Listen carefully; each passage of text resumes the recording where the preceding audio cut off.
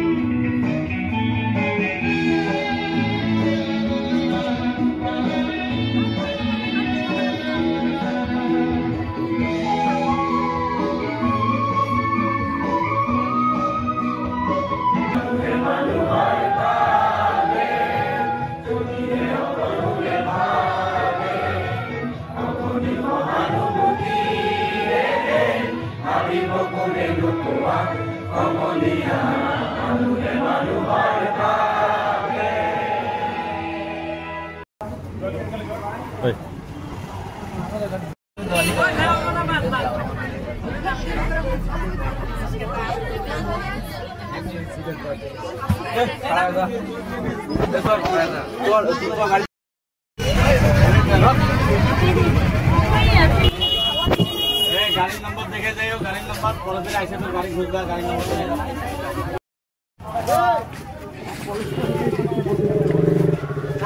बंद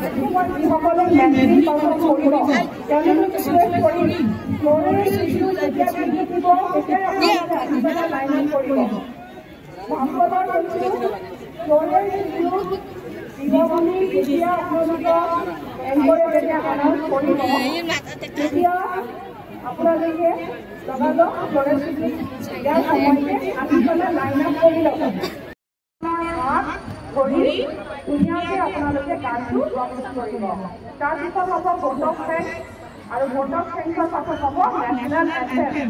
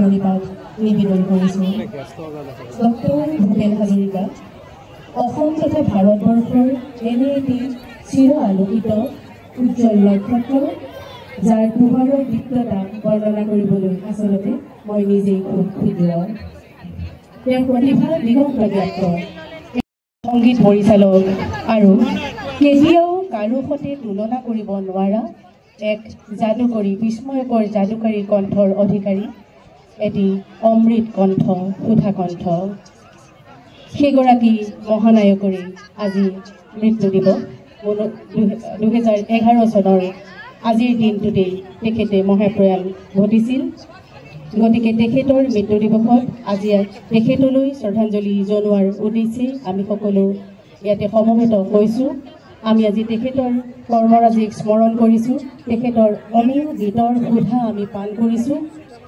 তেখেতৰ গীতৰ যি মহান আদৰ্শ সেই উদ্দেশ্যে আজি আমি ইয়াত সমবেত হৈছোঁ ভূপেন হাজৰিকা এজন কেৱল সংগীতজ্ঞ নাছিল তেওঁ আছিল মানৱতাৰে কণ্ঠস্বৰ সেয়েহে প্ৰতিজন অসমীয়াৰ প্ৰতিজন ভাৰতীয়ৰ হৃদয়ে হৃদয়ে তেওঁ বিৰাজমান এইখিনিতে আমাৰ ছাত্ৰ ছাত্ৰীসকলক জনাব বিচাৰোঁ ভূপেন হাজৰিকা দেৱে 1926 চনত তেওঁ শদিয়াত জন্মগ্ৰহণ কৰিছিল আৰু আমাৰ ছাত্ৰ ছাত্ৰীসকলে হয়তো বহুতেই নাজানে তেখেতে প্ৰাথমিক শিক্ষা আৰম্ভ কৰিছিল আমাৰ এই ধুবুৰী চহৰত গতিকে ধুবুৰী চহৰৰ সৈতে তেখেতৰ আছিল এক অভিন্ন সম্পৰ্ক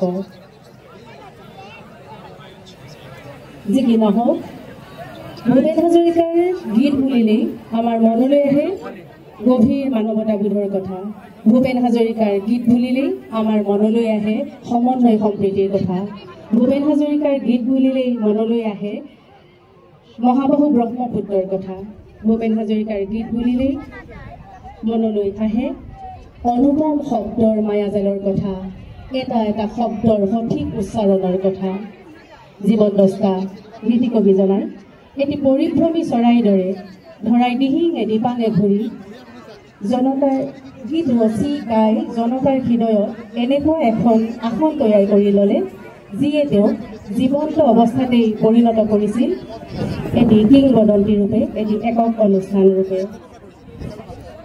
তেওঁৰ গীতে চলচ্চিত্ৰৰ কাহিনীৰ দৰে একোখন ছবি আমাৰ মনলৈ আনি দিব পাৰে আৰু তেওঁৰ গীতৰ বিষয় বৈশিষ্ট্যও ইমান বিশাল যে লগত মানিব লগা।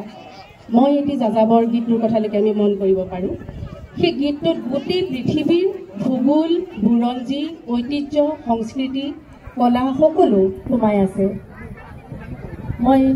মই লুইতৰ পৰা মিচিচিপি হৈ ভলগাৰ ৰূপ চালোঁ, অটোৱাৰ পৰা অষ্ট্ৰিয়া হৈ পেৰিছ সাৱটি ল'লোঁ, ইলোৰাৰ পৰা পুৰণি ৰহন চিকাগোলে কঢ়িয়ালোঁ, গালিবৰ চে গুচম্বেৰ মিনাৰত শুনা পালোঁ, মাৰ্ক টুৱেইনৰ সমাধিত পঢ়ি গৰ্ভীৰ কথা ক'লোঁ। গতিকে ইয়াত ভূগোল আছে, বুৰঞ্জী আছে, কলা সংস্কৃতিৰ কথা আছে, শ্ৰেণী সংগ্ৰামৰ কথা আছে। দৰাচলতে তেওঁ গীতক গণমাধ্যমৰ আহিলা কৰি লৈছিল। কাৰণ তেওঁ সেই শৈশৱতে সান্নিধ্য লাভ কৰিছিল দুগৰাকী যুৱনায়কৰ ৰূপৰ জ্যোতিপ্ৰসাদ আগৰৱালা আৰু কলাগুৰু বিষ্ণুপ্ৰসাদ ৰাভাৰ। আৰু পৰৱৰ্তী সময়ত তেওঁ সংস্কৃতিৰ বহল পথাৰখনত ভৰি থৈ লগ পাইছিল প্ৰখ্যাত কৃষ্ণাংগ গণশিল্পী we are in the same boat brother গীতেৰে মানুহৰ মাজত সমতাৰ বাণী বিলাবলৈ বিলোৱা পল ৰবচনৰ দৰে মহান ব্যক্তিক। আৰু এইসকল বৰেণ্য ব্যক্তিৰ সান্নিধ্যত তেওঁ গীতৰ গণমাধ্যমত আহিলা কৰি লোৱাৰ প্ৰেৰণা লাভ কৰিছিল।